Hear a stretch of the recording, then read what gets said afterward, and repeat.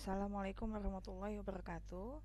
Kita ketemu lagi untuk membahas kasus PT Rudi Travel ya, sesi 2.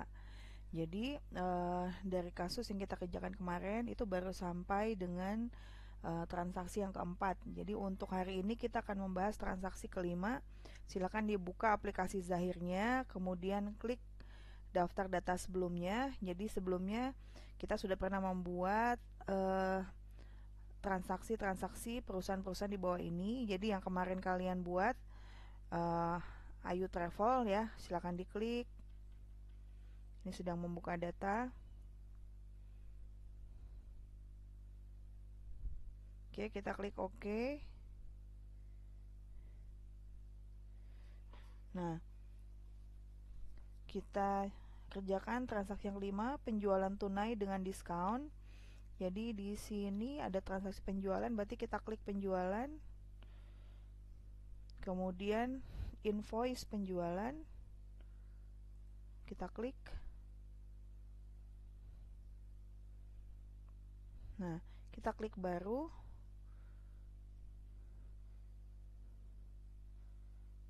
Nah, nama pelanggan di sini adalah PT Dharma Asri.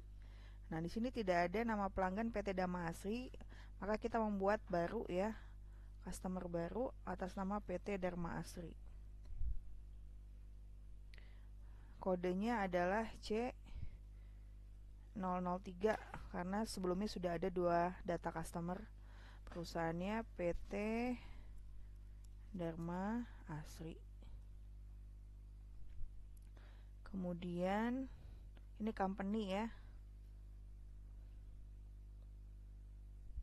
Kita klik rekam. Kita klik ya.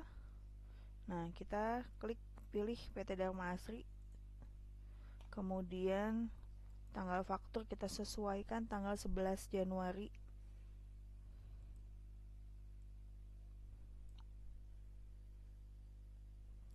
Januari 2021.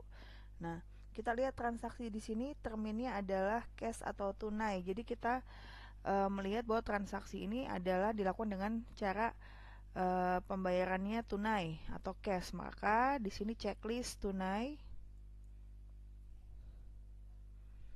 ya. Kemudian di sini kita, karena ini adalah penjualan 4 lembar tiket, sedangkan tiket itu tidak masuk ke dalam data persediaan karena ini adalah perusahaan jasa, maka kita klik di sini jasa ya. Deskripsi pesanan bisa kita langsung tulis tiket ya. Tiket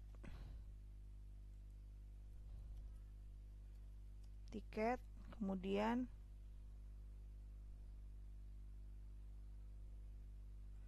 kodenya adalah penjualan tiket. Kita cari, scroll ke bawah,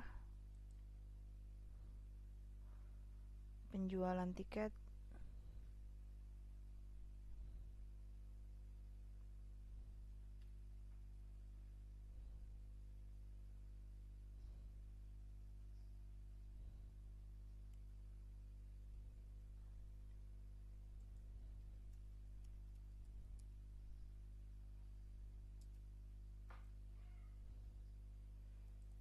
Kita cek lagi penjualan.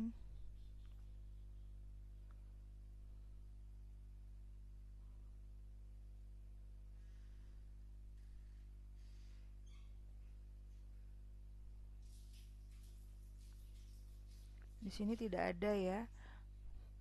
Maka kita harus merubah salah satu nama akun yang merupakan akun pendapatan di sini. Ya, di sini ada pendapatan jasa 1, kita edit. Klik OK. Kita ubah penjualan tiket. Kemudian kita klik rekam. OK. Ya.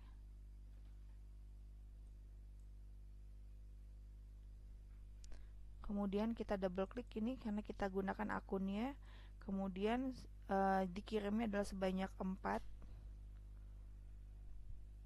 harganya sebesar 315.000. Kemudian ada diskon sebesar 10%, totalnya 1.134.000. Kemudian pajaknya tidak ada, ya. Kita amati lagi di sini marketingnya atas nama Anto. Nah, kita di sini klik salesman-nya, kita klik baru, employee 1 kita buat namanya Anto. Kita klik rekam,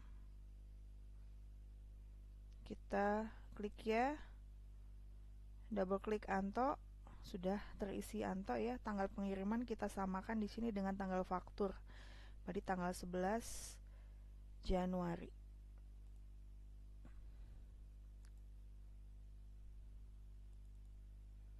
Oke.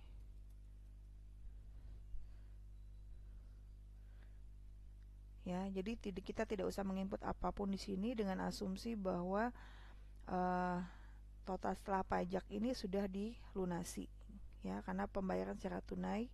Kemudian kita klik rekam.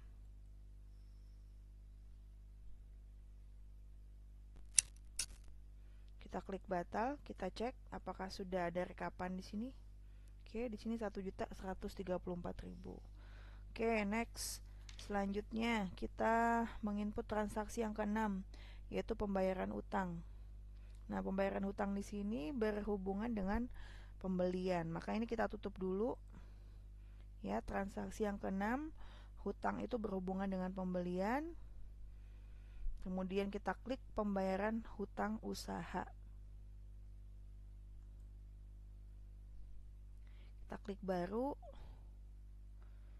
Nah, kita lihat pembayaran hutang ini dengan menggunakan apa. Di modul tertulis pembayaran hutang menggunakan bank, ya. Kemudian yang membayar hutang adalah yang dibayarkan hutangnya adalah toko Citra Komputer. Berarti kita penerimanya di sini Citra Komputer. Double klik. Kemudian tanggalnya disesuaikan 12 Januari. Oke. Nomor invoice-nya kita double klik. Di sini ada nomor faktur 1 tanggal 5 Januari ya, sebesar 278.3.000. Oke, double klik. Nah, pelunasannya sebesar berapa? Di sini ada diskon tertera 55.660. Ya, ini dapat diskon 2% karena pelunasan dilakukan maksimal 10 hari ya dari tanggal transaksi. Kemudian jumlah dibayarnya adalah, ya, saldo ini dikurangi dengan diskon, yaitu senilai 2.727.340. Kemudian kita klik di sini sebesar, jangan lupa ya. Kalau sudah kita cek lagi tanggal sudah sesuai, ya, kita angka sudah sesuai, kita klik rekam. Oke, kalau sudah kita klik batal, kita cek. Kalau dia sudah masuk, berarti tercantum di sini ya, pembayaran hutang kepada PT Citra Komputer tanggal 12 Januari. Oke, kita tutup. Kita lanjut transaksi yang ke-7, yaitu pembayaran piutang. Pembayaran piutang di sini berhubungan dengan penjualan, ya. Kemudian kita, karena ini transaksi pembayaran piutang, berarti kita klik pembayaran piutang usaha. Kita cek lagi di sini piutang dari Bapak Jimmy. Berarti kita klik baru. Nah, kita cek lagi di sini Pak Jimmy melunasi piutangnya melalui apa? Melalui bank. Berarti tetap tidak kita ganti. Kemudian dari kita cari Pak Jimmy, tanggal kita sesuaikan tanggal 13 Januari. Ya. Nomor invoice kita cek. Di sini ada satu invoice tanggal 11 November ya. senilai 15.700.000. Tidak ada diskon. Kemudian jumlah dibayarnya adalah 15.200.000. Jadi di sini kita ubah angkanya menjadi 15.200.000. Tap. Oke, kemudian jangan lupa kita klik sebesarnya.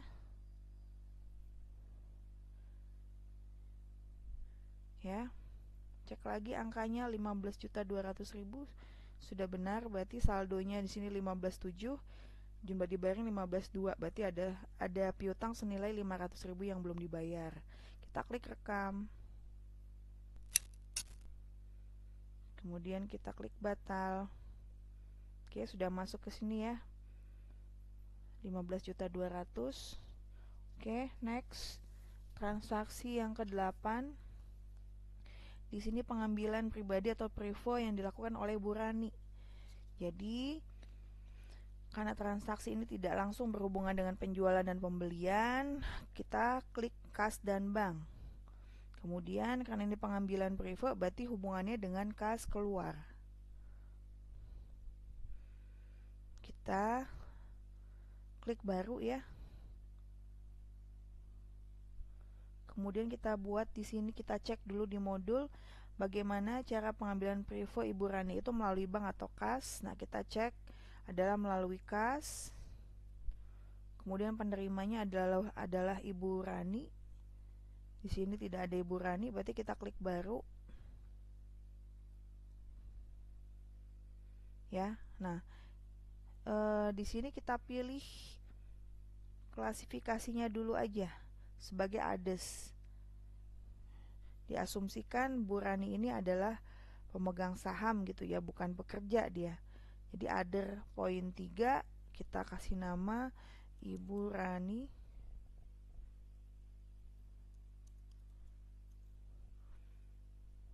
personal ya. Klik rekam ya. Kemudian kita pilih ke bawah Ibu Rani. Tanggal transaksi adalah 14 Januari.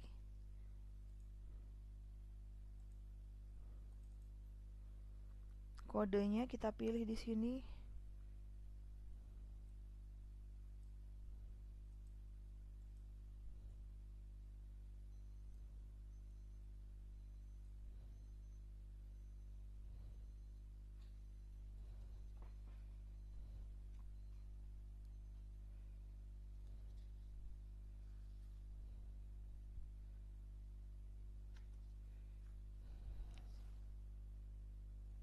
Privo ada nggak?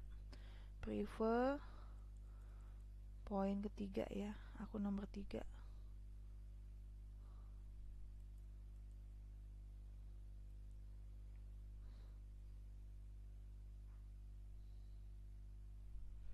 Privo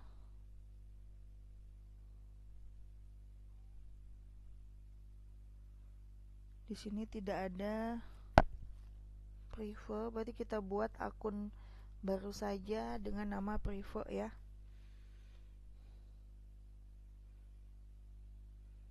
Kita buat baru. Kelompoknya adalah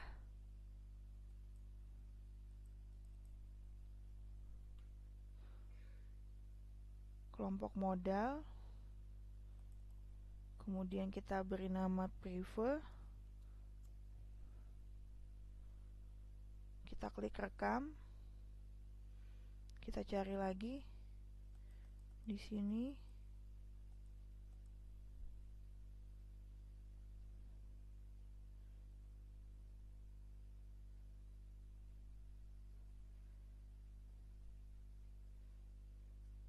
Kita update dulu ya, nggak nampak di sini, kita coba update lagi. Kita cari Privo. Tadi sebelumnya sudah kita buat.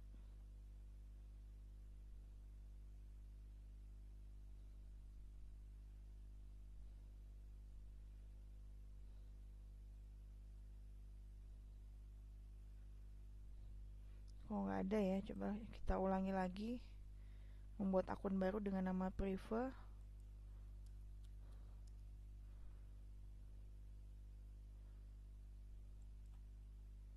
Nah, ini sudah masuk. Kita double klik preview. Kemudian nilainya sejumlah 250.000. Jangan lupa diklik sebesarnya. Ya, 250.000 kalau sudah klik rekam. Oke, kita klik batal, kita cek. Sudah masuk di sini. Pengeluaran kepada Ibu Rani sebesar 250.000. Oke, next transaksi yang ke-9. Ini kita tutup dulu. Transaksi ke-9 adalah penambahan modal dari pemilik. Ya, berarti berhubungan sama kas dan bank juga, tetapi berupa kas masuk. Kita klik baru. Kas masuk, ya. Kas masuk. Kita lihat di sini penambahan modal dari pemilik adalah masuk ke bank.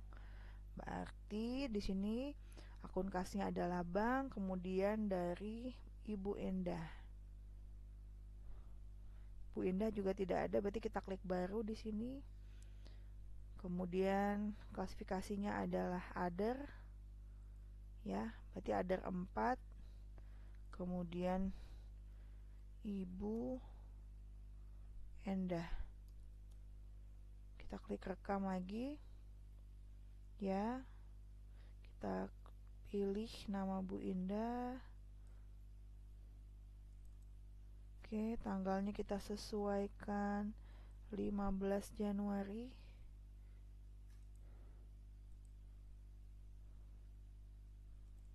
Oke. Kemudian kodenya kita buat di sini. Kita pilih modal. Kelompok ketiga ya.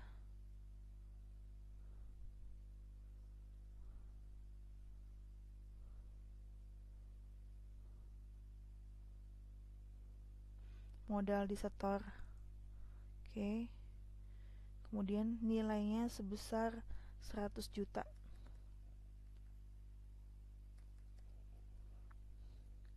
Oke, kalau sudah klik sebesarnya. Oke, kita rekam.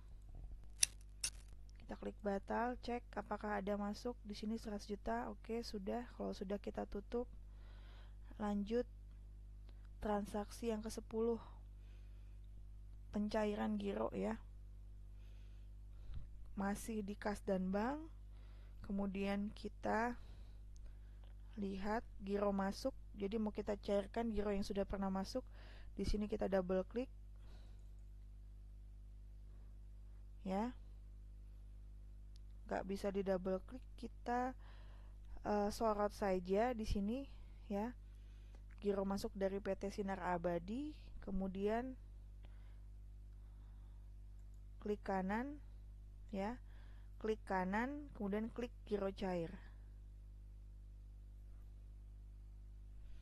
Nah, kita klik OK di sini.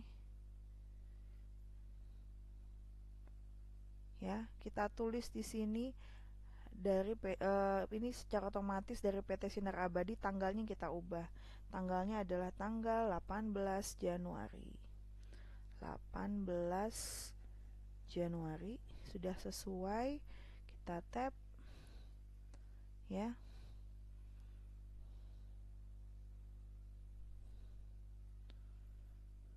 Kita klik sebesarnya. Oke. Kita klik sebesarnya. Kalau sudah kita tap ya. Kita tap tanggal 11 ini 11 Januari. Invoice-nya tertanggal 30 Desember 2020. Oke, ini kita klik rekam. Oke, kita klik batal.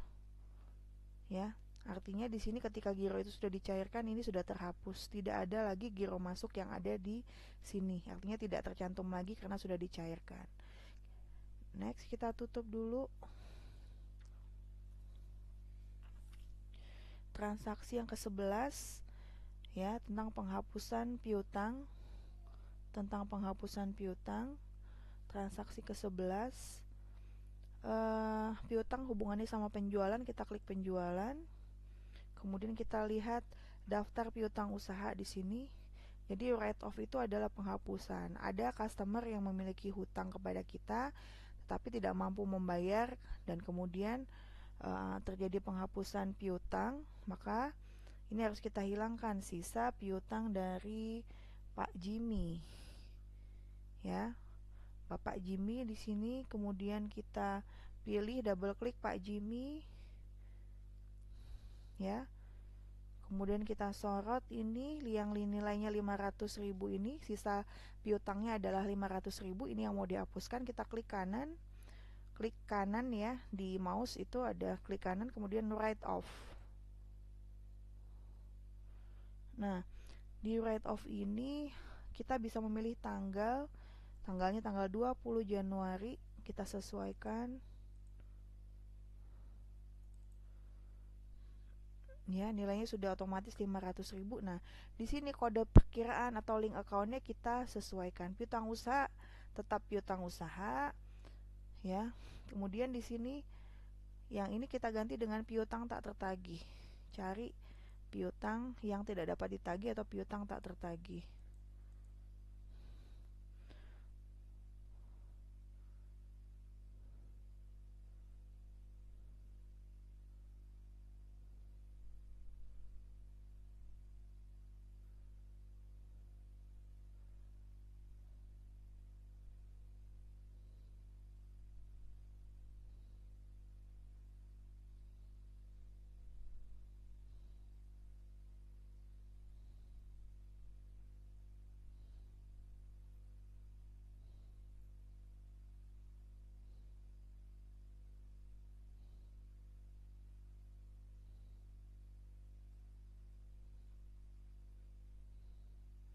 Ini ada beban piutang tak tertagih ya. Double klik ya.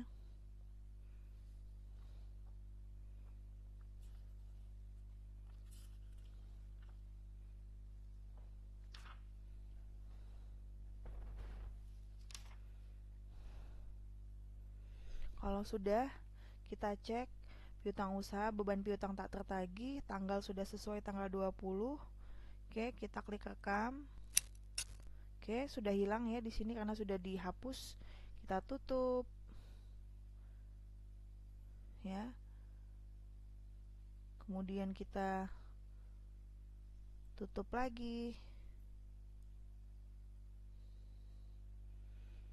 Kita lanjut transaksi yang ke-12, setor ke bank. Setor ke bank, ini hubungannya sama kas dan bank. Kemudian kita pilih ada transfer kas.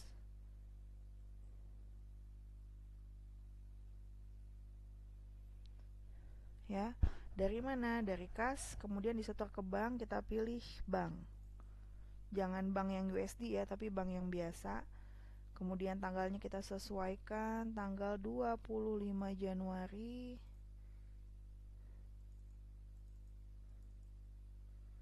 Oke. Nilai nominalnya adalah sebesar 9.500.000. Oke.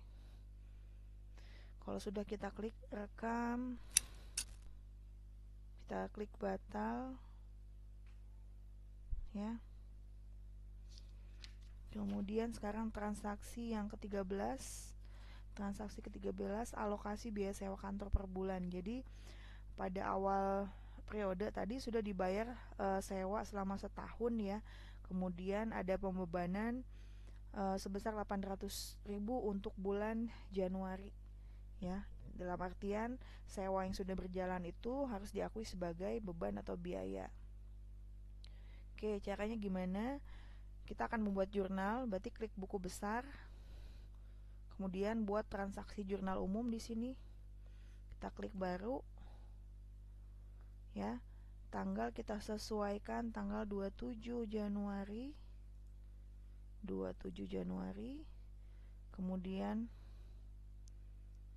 kita buat di sini kodenya beban sewa, dicari.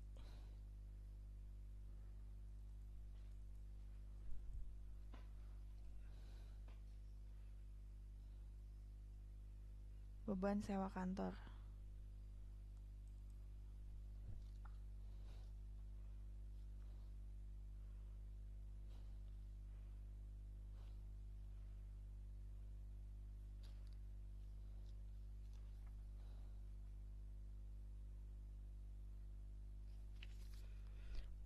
Kita akan membuat jurnal ya. Jadi debitnya ini debit dan kredit. Jadi untuk akun debitnya adalah beban sewa kantor, di debit sebesar 800.000. Kita tap. Kemudian yang kreditnya adalah sewa dibayar di muka, karena ketika sewa itu sudah berjalan ya, yang awalnya sewa dibayar di muka ada di debit akan menjadi di kredit ketika sewa itu sudah berjalan ya. Sewa dibayar di muka.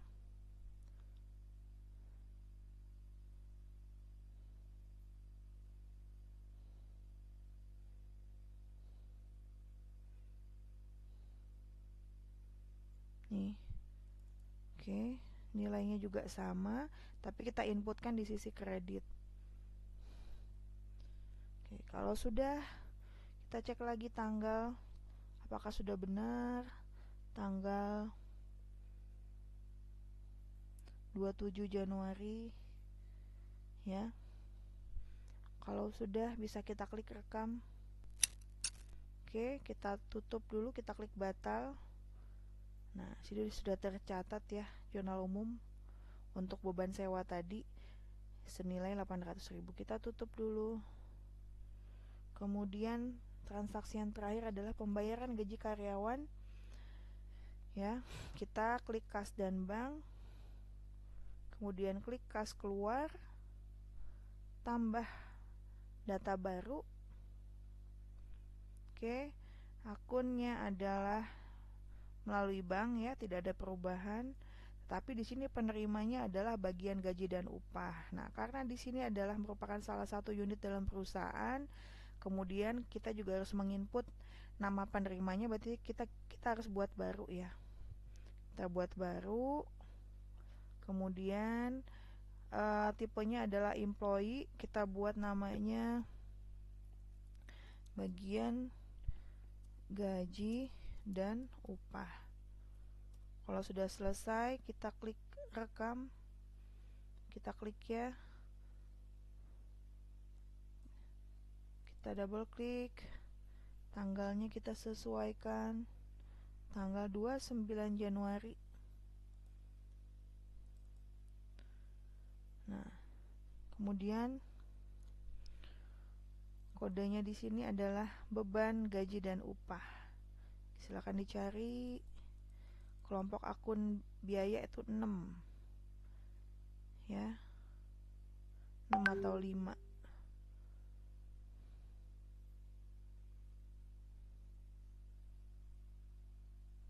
Nah, di sini ada beban gaji dan upah, double klik, senilai 2.175.000.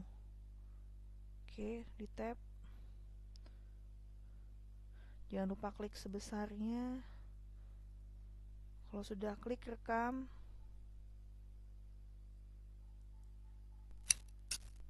Oke, kita klik batal. Sudah nampak di sini ya. Nah, sekarang ketika transaksi sudah kita input semua, tinggal mengecek tentang laporan keuangan. Kita klik laporan, kemudian klik laba rugi standarnya. Kita klik OK. Kita klik OK.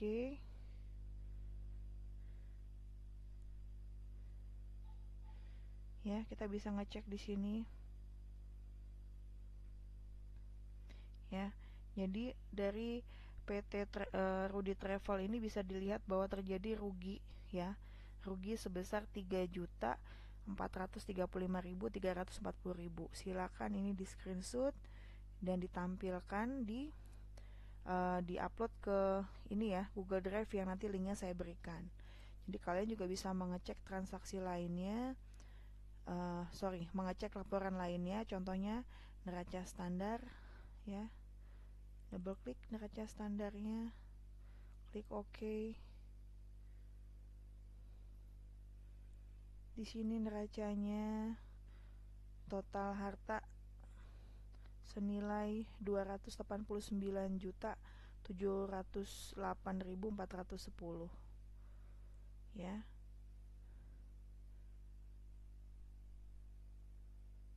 Kewajibannya bisa dilihat di sini.